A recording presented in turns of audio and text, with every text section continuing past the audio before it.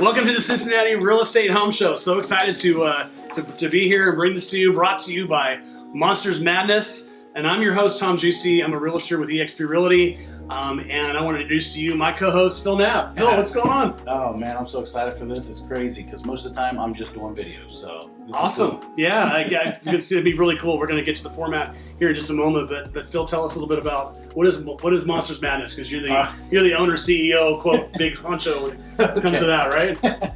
Monsters Madness is a marketing company, and we try to help people grow their business and do things just like this. Cool. Video work, stuff like that. We take them to the next level. Try to find their business and grow it that way. Awesome. So now you've been in lending longer than I've been alive, right? Yeah, I hate it. This is what gave it away in a gray? Right, exactly. Well, I got gray going on too. I haven't quite dyed my hair yet. My wife just picked up some color the other day. So I have definitely been in lending for a long time. Option Financial is a pretty cool piece. They stick out for a couple of reasons. One, they absolutely help push the video stuff. Yeah. They work with realtors. They do a good job, but their main drive is to take care of the clients. Lower closing cost, lower the rates. They try to do what's best for their clients. So it's always about the clients. We try and do here. So it's always about the client. I can't speak for anybody else, but if you're a customer out there and you're a home buyer or seller and you want to be treated right, then you know where the place to be at, and that's here. So good to have you. But that's awesome. So this is like a live studio audience, right? Yeah, we got to have the applause sign go up and everything. So we'll add that later. But no, we don't have any audience. Not yet. I think we have there's no audience here. Not yet. I would actually pan around, but you'd see chairs, empty chairs. It's almost like the Red Stadium right now. Exactly, yeah. Well, talking about the Reds, I mean, they're winning. Are they? They win last night. They've been on for 3 in a row. I don't know if they won last night or not. But, oh my God, that's so awesome. So cool. How? Okay, I'm going to get us way off topic here, Sonic Fast. How do you be that good the year before and then dump all your talent? What's the mindset there? Are you a baseball guy? I used to be an umpire baseball for 30 years. So. Oh, no way. As far as going knowing what their mindset, I don't know. I've been in Cincinnati since 2006. I was a Giants fan before that because I came from California. I have no idea what they're doing. I haven't known what they're doing since I got here. So that's crazy stuff, man. Blows me away because all my friends, they're all baseball guys, right? Yeah. So they're like, the Reds this and the Reds that. I'm like, guys, I work, I'm financing. I've got my phone stuck to my ear. I don't have time to watch a game, so I don't get to follow it as much. But if I have a beer with somebody, they're always like, the Reds. Yeah, I know. And then during football season, it's Who Day. But anyway. Then they go back, what's the rates? Exactly. What's your rate? Which is a loaded question, by the way. But anyway, so let me talk about what we're going to bring to you here over the next weeks, months. Hopefully, we'll be here doing this for a long time. We're going to bring you a weekly show. We're going to be doing a little discussion like Phil and I are right now, just about the real estate market and what's going on in the mortgage market and what's going on in the real estate market currently here in Cincinnati area. We're going to hopefully have, we are going to have a service provider come in every week, somebody that maybe does carpet. We had Paul, that's my other brother-in-law, Pat in here a couple weeks ago. He's a plumber and electrician. He came in and talked to us about some plumbing stuff. We're going to probably have him back, I hope, to do a little bit further discussion in that. Just some value to bring to you as a homeowner or somebody that's looking to buy a home, so you can what to expect when you're a homeowner. That's what we want to do. Yeah, there's a lot of loaded stuff there. Yeah, a lot of loaded stuff, absolutely. It's funny that you talk about all these things.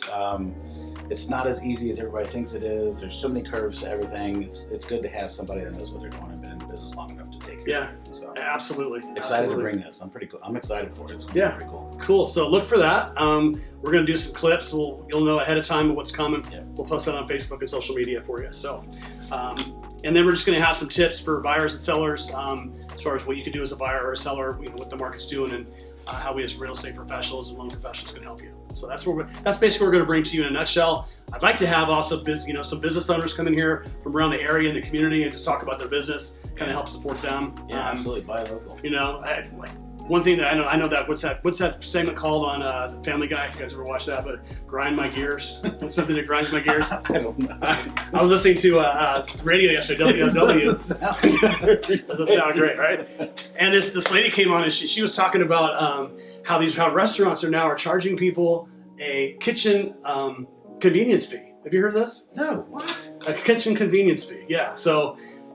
Yeah. Anyway, so just make sure when you go out to eat. I know the restaurants are decimated when COVID happened. That was really bad for everybody. But they're charging look for it on your receipt, a kitchen convenience fee, and the waiter or waitress is not even getting that. That's not even doesn't even go to them. It goes to the owner. What the heck? Is there a tax advantage to that? No, there's no advantage to it. What the heck? So it's going to put a very bad taste in people's mouths. They're just going to not come back. Anyway, so that grinds my gears.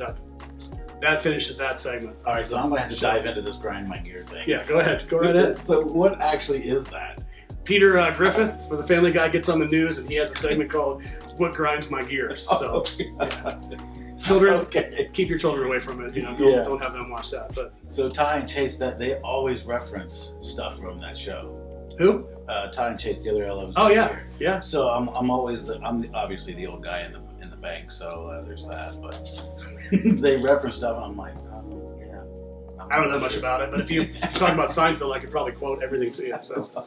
We're friends. I'm good at friends. Okay, there you go. Cool. So we're going to move it right into our first segment for you guys. We're going to talk about what's going on in the real estate market, what happened in April, what happened in May. We don't have June numbers, obviously.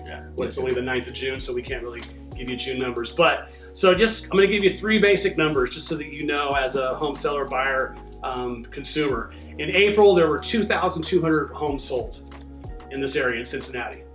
Our inventory, we had 1,435 homes in inventory in the month of April, and we had 2,819 new listings. And people are saying there's nothing coming on the market. Well, those numbers, there is. It may not be what you're looking for, but there is.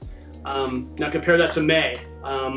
This may be a surprise to you. We were just talking about this just a few minutes ago before the show, and it was a surprise to Phil to learn this, but sold were 2,439 homes. That's 239 more than was in April, May. So people are buying houses here. The market is not dropping. It's not going down. It's not a crash. You probably. I hear this across the board how it's tight. There's no houses. There's not 2,400 is a lot. Yeah, it's a lot. Yeah, and I read somewhere some stats that usually we have in a seller's market we have about 6 months worth of inventory. Yeah. And right now there's about 1.7 months of inventory. Daggone. But we're seeing, we're seeing listings go up. We're seeing listings come on the market, and it's like kind of loosening up a little bit. Prices aren't going down. Yeah. But we're seeing that the inventory is coming back, so that's a good thing. So inventory in the month of May was 1,690 homes. That's 200 more homes in inventory than there was in April. So that's a good thing. More went on the market than in April. The listings, 100 more went on the market for listing wise. 2,918 homes went on the market, new listings in May. That's serious. That's good. Now you've been in one that's longer than I have. Isn't that kind of a trend that happens in the springtime? Doesn't it get more like that in the spring than it does any time of the year? I feel like real estate is a big circle. It happens the same every time, and when there's issues that come up, it's just a bigger circle. So every spring, the rates go up a little bit. The housing market, everybody wants to list their house. Generally, that's how it is. And then you have that June, July, where everybody's just pushing the market, right? Because everybody wants to get their kids moved. Everybody wants to get into bigger homes or a different home before school starts. So that's the trend. And then that August, September, it starts to slow down. November, December, it's holiday season. Everybody hauled out to excuse the holidays. Nobody wants to show their house come Thanksgiving. That's true. No, yeah. Absolutely. So but it's a typical routine. In election year, rates generally drop, but we're seeing a raise. But honestly, the last couple of weeks they've actually came down a little bit. So they have. Yeah. It's kind of some friends of mine in the business are saying it's kind of calmed down. Yeah, it's calming down is a good way to put it right now. That's good. So, yeah, that's good. Where were FHA rates right now? Do you know? FHA, well, there's so many different things that go into your credit score, your debt ratio, things like that. But told you it was a loaded question. Yeah, that is a loaded question. And without committing to a rate, because then you got to put your APRs and payments and all that stuff out there. But you're probably going to be in the 5s. 5? Okay. And that's pretty normal right now. Yeah, I remember back in '82, my parents built a home. It was 18%. Yeah. So people have no idea, especially the 30s and 20-year-olds today, they have no idea what rates really went to back when I got in the industry, the rates were in the 10s and 11s. That was good, right? Yeah. So, and it was coming down from that 15 and 18, so it was like, everybody's like, hey, I'm refinancing, this is a good time. But what I learned was the debt consolidation, paying off the debt, focusing on their monthly number of what my expenditures are and what my income is. So, you know, that is what we really focused on, and showing how to pay their house off sonic fast. So then the rate really didn't matter. Right. So it's how much can I save you becomes a really big deal. So how would you say? I mean, if you were to pay on a 30-year loan, we're getting off subject here, but that's fine. That's what we're doing. This is big. This is what we're doing here. So how would you pay? Say you make an extra payment a year on a 30-year fixed mortgage. What does that do to your payment history? The standard talk is if you put it into an amortization schedule, it takes it down to about 23 years. Okay. So your standard making that one will, and the biggest thing is it actually changes your rate. It effectively changes your rate because it's calculated daily. Right, so gotcha, yep. Your payment, your interest is compounded daily, and that's where your payment comes from.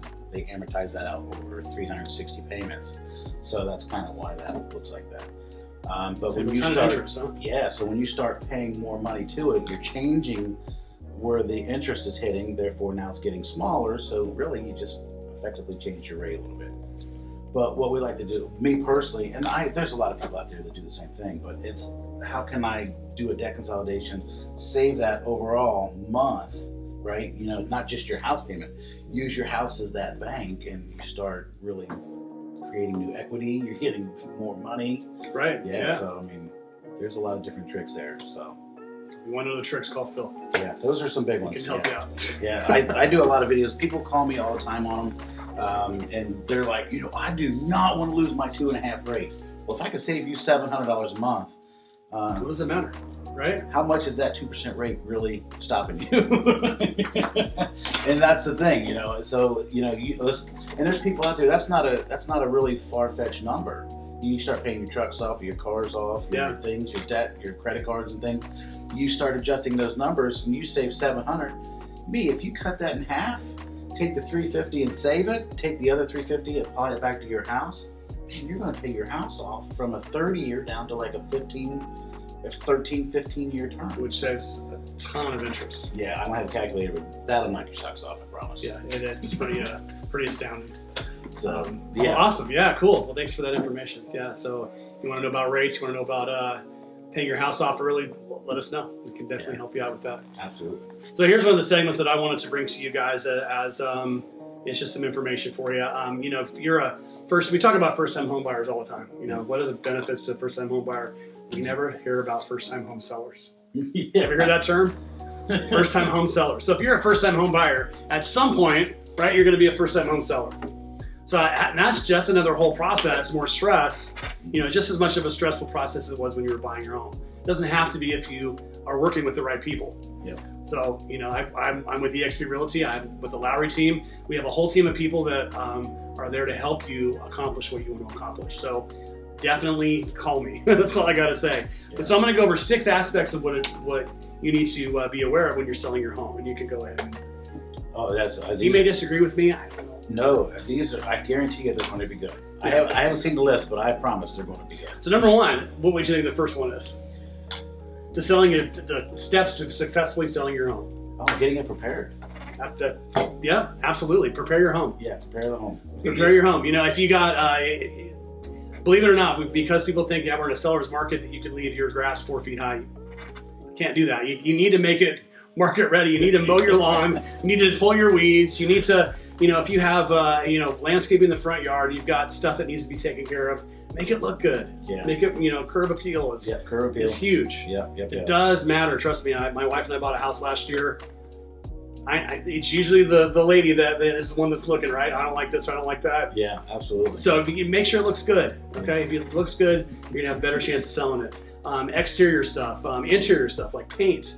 If you've got stuff you need to clean, don't have dirt all over your baseboard. Make sure you're cleaning. Do a deep clean. If you don't want to do it, hire a cleaning company to do it. You probably get it done for $200-$300. Yeah, do a deep clean. So busy bees. There you go. Any comments on that? Yeah. Oh no, I agree. You'd be surprised to get that top dollar. People.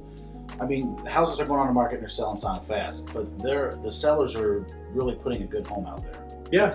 The ones that are not and they're overpriced aren't selling. No. And you see that we're even seeing price reductions because of that right now. Yeah. So I mean, that's not. Even though they're still turning so fast, it doesn't stop the fact that they're really getting the house prepared and ready to go. Yeah. They're spending the money to paint, clean, and do all the things. declutter. That was a big one. Declutter, absolutely. So, Which means if you got a room full of antiques, put them in a box, yeah. put them away. You know, it's nice to have pictures, but clean up your hallways. Make sure there's not pictures hanging sideways and all that stuff. So yeah, just make sure it's ready to go. And that brings me to the next one, which is make sure you pick a good real estate agent. They're going to guide you through all of this. And I can't say it enough. I say this all the time. Make sure they're full time. Yeah. You don't want to have your Aunt Margie that's works 2 hours in the evening, that works 40 hours a week at the hospital. Do your real estate transaction for you. And they may be a great person. I'm not taking anything away from that, but it is not in your best interest. This is not the market that you're going to do that in. You just can't do that. Agents, they're like loan officers. Just because you're in that position doesn't make you a good one. That's true. So, yeah. There's a lot that goes in there. I'm going to giggle and laugh every time you say loaded statement, but loaded statement. That is a loaded statement because there's so many different people out there that are realtors, that they don't know to look at the things that are going on in the area. Do you want to buy this house if you've got a Walmart going next door? No, that's one of the ones that are under. Know the market, know the area. Yeah. Well, yep. I'll wait then because I guarantee we're going to be talking about probably touch on every one of them. But yeah, absolutely. And the fact that if you got to have somebody that's going to be it's going to work on your behalf. Yeah. If you see something that, or if you have a seller that wants to come see your house at 10 in the morning and your agent's working, what are you going to do? Yeah. I mean, it could happen, but I mean, just saying it makes it more stressful on you. It does happen. I think less now because everything is going so quick, but it still happens. Yeah, People absolutely. Dragging their feet. And I shared the story with you guys before. That's one of the reasons why I got in this business, into real estate, out of lending. I was a banker prior to this, but personal banker. But my mother and father-in-law had a really bad experience with an agent who was an experienced broker. Bad experience on both ends, selling and buying. Yeah. And they came to me and said, what kind of advice can you give us? Because they knew that I was in the lending part of it. And I said, I would never do that to a person ever again. That's not going to happen. So make sure you're working with a good agent. Even better is a good team. You have a team of people that are working on your behalf. You're going to not only relieve the stress that it takes to buy a house or sell your house, but you're going to have more success at doing it. All the bases are covered. You got more eyes looking at the deal, making sure everything's how it's supposed to be. Yeah, exactly. Perfect. Know the market. We already got to that. Understand the closing costs. Closing costs. That's oh my God. We should do a show just on closing costs. I mean, people think just because I'm a seller, do I have closing costs? Yeah, absolutely, you do. Even as a seller. As a buyer, you would expect that, right? Yeah. Closing costs. So wait, what do you run into when that happens? On which side are you? On the seller side. On the seller side, I didn't know that I was paying for both sides of the fee. That's whose fault is that? Well, that's the realtors. Right. There's no communication a lot of times. It's amazing what I hear from the sellers when we do go to the closing. So if you're a seller, keep in mind you're paying. Sellers not typically, they always pay the commission fee on the sale. Yep. Okay, so I don't know if this is a really good time to talk about, but there's a court case going right now that's fighting that. I have heard that, yes. Yeah, so I don't know all the details. We'll definitely have to dive into that. I'd love to hear it. But I think the biggest one that I get is I didn't know I had to pay the taxes or prorate the taxes or make those adjustments on that side of it. You're talking about property taxes, right? Yeah. Okay. So those were the biggest ones that I run into. Yeah. Mostly. We don't see a whole lot of this in this market right now, but typically the seller also pays for the first year of the home warranty for the buyer. Yeah. That's being negotiated out of the contracts on a typical basis right now because of the type of market that we're in. But typically, yes, that the seller pays for the first year of a home warranty, which is beneficial to the buyer. Yeah, that's a big deal. But again, it is negotiated. Absolutely, everything's negotiable. So. Yeah, in Cincinnati, we do stuff a little bit different than the rest of the country. So when you start closing loans in other countries or other states, it's in what ways? They don't do round tables. There's no round table closing. The buyer goes in and signs, seller goes in and signs, then they disperse. They have a 3-day decision period where you sign, it has to sit for 3 days and then disperse. So, even on purchase deals, really? Yeah. Okay. Yep. To tell you what states they are, I don't know because I don't lend in all the states. But those just hearing some of that, I'm like, wow. Okay. So it's interesting. Big difference. So. Wow. I like the round table closing, Mhm. but most people across the states don't. So. Yeah, when we closed on our house last year, we had the sellers were there as well. It was kind of nice to get to know each other and all that stuff. So Yeah. some people don't want to do that, but it happens a lot. So Yeah, being a first-time seller, Yeah. or even a first-time buyer, wanting that extra information. When is garbage day? When who do you use? Just those little things help a ton. it's huge. Yeah. I've seen a couple realtors put closing packets together that the seller would fill out all this information and they would give it to the buyer, like if they used Rumpke or CSI or whatever, this is the day they deliver or they come for garbage. It's actually a great idea. It's super cool, and it was very personal. Yeah. The house cracks and has adjustment sounds. Get used to them. Yeah. We always thought something was wrong, but it was nothing. It was just the wind blowing funny. Just little things, and it was really cool. So. Nice, awesome. So yeah, cool. So if you're, if we're doing your deal or whatever, we'll try to make that happen. That's a really good idea. Yeah, I thought it was Cool. neat. I thought it was very unique.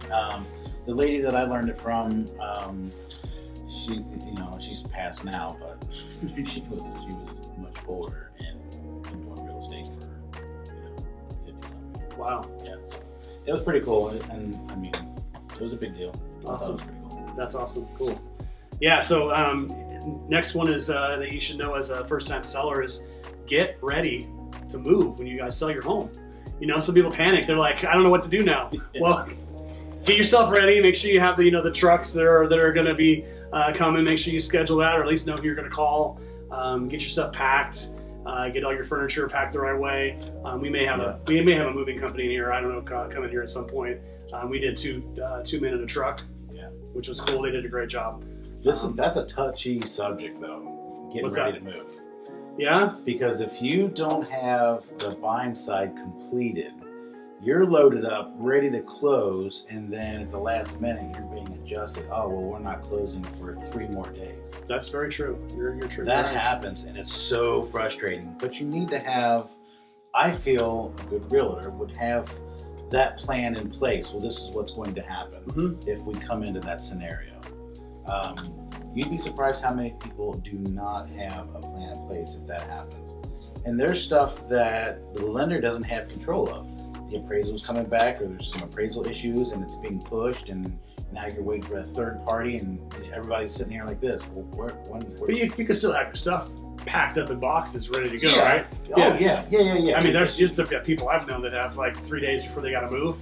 They haven't packed a thing. They still got the shed full of their garden crap that's collecting dust. So just be ready, be prepared. Have a good plan in place. That's what I always say. And your agent should be able to help you with that. If they know what they're doing. So. Well, the agent should be. Well, you should be the agent, yeah. There you go. Right. It helps too when you've got experience with both buying a home and selling a home, which we've bought 4 or 5 homes already. So. Hey, there's a couple other things. Not to throw a rock in our. No, I wouldn't. That's why we're here, man. But so I've done the sales side as well, right? Yeah. As far as real estate? Yeah. So I did lending, for 30 years, and I took a break inside there and sold homes, and I enjoyed it so much. I was like, man, this is. I get to help the buyer. I get to prepare the buyer. I get to, have a relationship with the buyer. On the loan side, you don't really have time to get to really set up that I don't want to say you don't get to learn your clients because you see everything. But I mean, it's that personal piece. So yeah, you're going to enjoy this. I already am. So. And the knowledge you bring to the table, you're going to help a ton of people. No, I appreciate that. Yeah, so it's exciting. Yeah, and he'll keep me honest about everything. So the bottom line to all this is, hire a good agent. That's really what, because they're going to walk you through all this stuff. They're going to walk you through. We talked about pricing. We actually didn't talk about pricing. That was one of them on there. But they're going to help you price the home right. If it's overpriced, it's really not going to sell. Yeah, it's going to sit. Or it's going to sit for a while, and you may sell it, but it's going to be months later. So they're going to help you price it correctly. They're going to have knowledge of the market.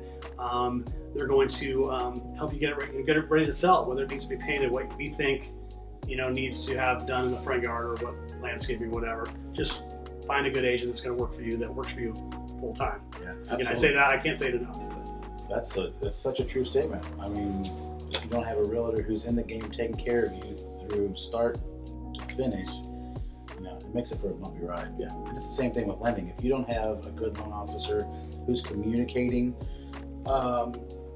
it makes the deal stressful, and it's so painful, and it doesn't have to be. We're closing in that 15, 18, 20 day mark. The only thing that stops us is, that the title and appraisal.